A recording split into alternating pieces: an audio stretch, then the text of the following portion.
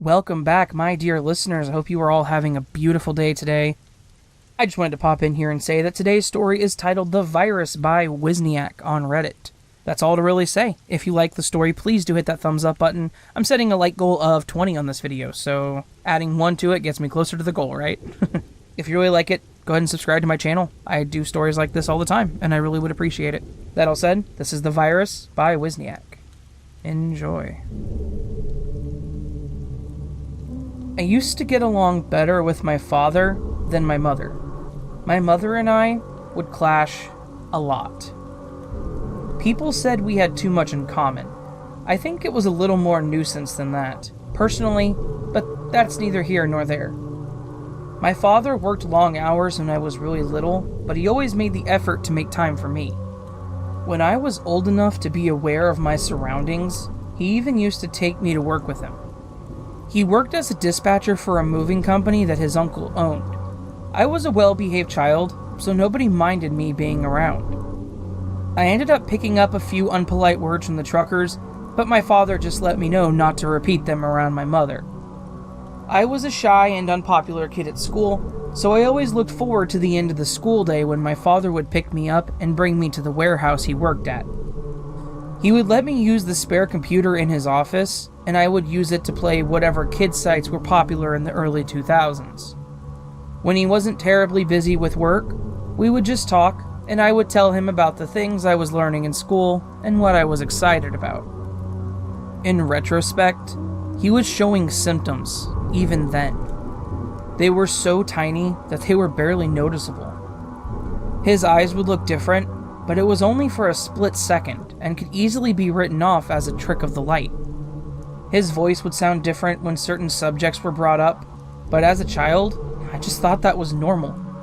I knew it upset my mother, but like I said, we didn't get along, so I just thought she was picking on him for no reason. As I got older, I found the changes annoying. Not alarming, not even upsetting, just annoying. As time passed, they became more frequent. That was before the virus was even public knowledge.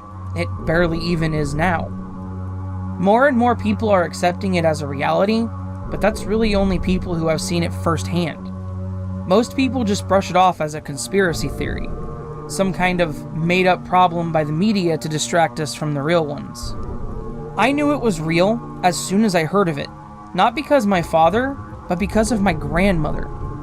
My grandmother had been consumed by the virus before I was even born. My mother said she was like that for at least as long as she and my father had been dating.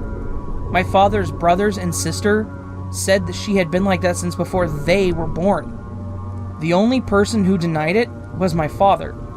My father really thought she was normal. It was probably because he was also being consumed by the virus, so to him, she was. He never understood why I was terrified to go to her house. That was one of the few times growing up that my mother and I agreed. My mother would beg my father not to make us go, but he always did. She wanted to see me.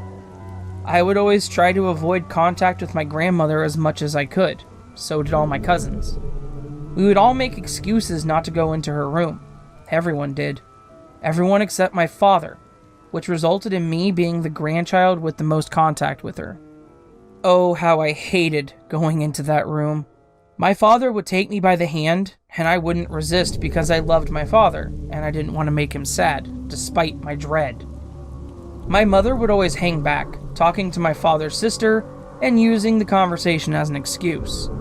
In all fairness to my mother, she tried to save me. She would try to say my aunt wanted to see my outfit, or my cousin wanted to see me. Anything as an excuse. It would stall the process, but it wouldn't stop it. I would always end up walking down that dark, long stretch of hallway leading to my grandmother's room. I would always drag my feet on the walk there. If my father asked why, I would blame the dress shoes I was always forced to wear at holidays. Usually, he would offer to carry me, but I said I didn't want to be a burden. When we got to the room, it would always be closed. The closer to that door, the feeling of dread would increase. My stomach would hurt.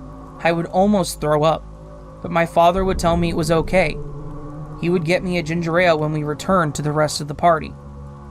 He would turn the handle and greet her enthusiastically. She would be sitting in the armchair next to her bed.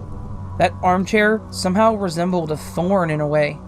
I'm not entirely sure how to explain it. My grandmother looked like a normal grandmother. She wore the kind of clothing a wealthy older woman would. Pantsuits, brooches. Even though she couldn't walk, she wore nice shoes. She had snow-white hair, perfectly groomed in a short cut like the Queen of England. She looked like a normal grandmother at a glance. If you looked at her too long, which I had to, as my father told me it was rude to avoid eye contact, you knew something was wrong. Something about her eyes were not quite human. They weren't exactly animal either. They were something else. Something I can't even find a comparison to.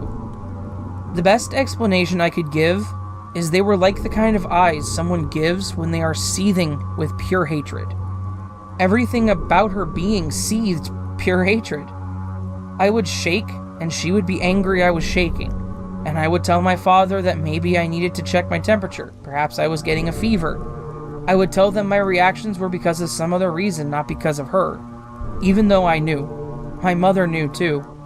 My grandmother's voice was the worst. It was the same voice my father would sometimes have.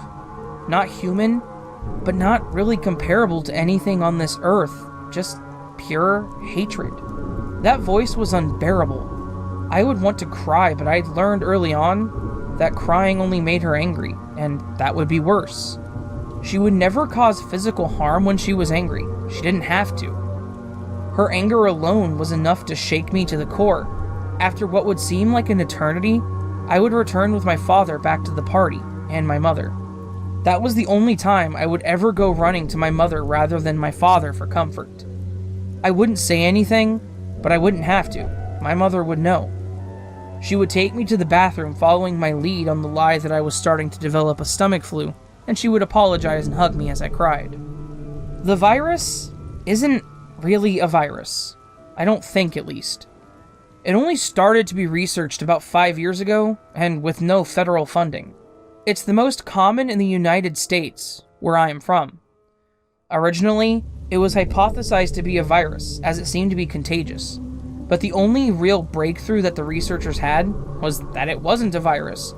Therefore, a vaccine couldn't be developed for it. But by then, everyone who knew about it was already calling it the virus. The other hypothesis is that it's genetic. That idea is a definite possibility that shakes me to my very core. I have my own theory, but I'm no scientist. There is a possibility I only came up with this theory to soothe my own fears, but I think some people already have it, and being around people whose virus is awakened will awaken their own. My father would certainly get worse the more he would interact with my grandmother. The tipping point was when my father and mother divorced, and he moved in to live with her. I would start to see him less and less. Each time I saw him, he would be less himself. We used to talk about nature and animals. More and more, he would stop talking about pleasant things. He would go off on these hateful spiels no matter what subject I would choose. Eventually, I just stopped going over. I came to my grandmother's funeral. Even my mother went.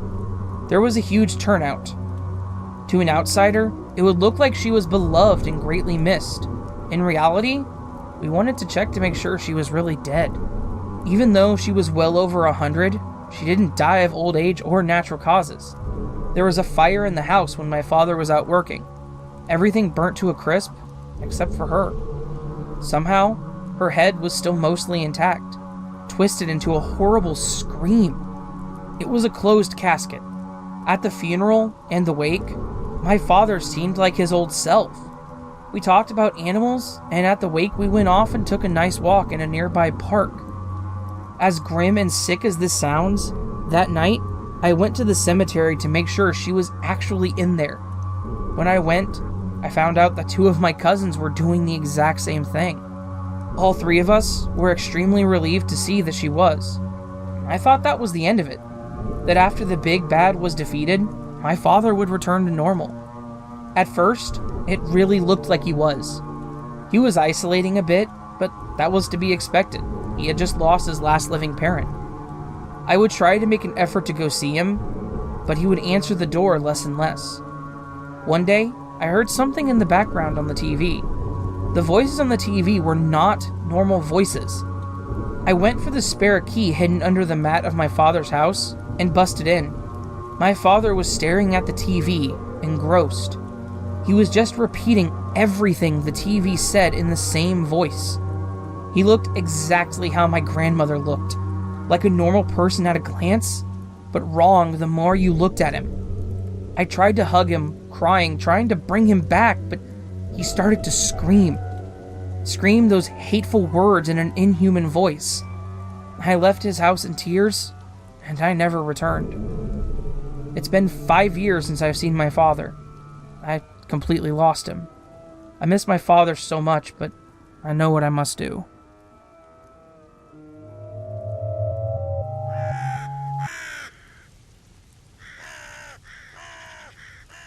So that was The Virus by Whisniak. I really liked the story, just because it kind of reminded me of They Live for some reason. If you guys don't know that movie, you should probably check it out. It's kind of a classic. I'm assuming anyone who watches this will probably know that movie, so... it reminded me of that with the ending there at the television, so I really do like this story. So thank you to Whisniak for letting me narrate it. Down in the description, you will find links to this story. You will also find links to my Twitter, subreddit, and Facebook page, as well as a link to a page where you can submit your own story to me for me to narrate. Please do that, I really do appreciate it. If you liked this story, you can feel free to hit that thumbs up button. That thumbs up button tells me that you liked this story and want more of this kind of content. Also, if you really like this kind of content, you should hit that subscribe button, because that means you get to see all my videos as they happen.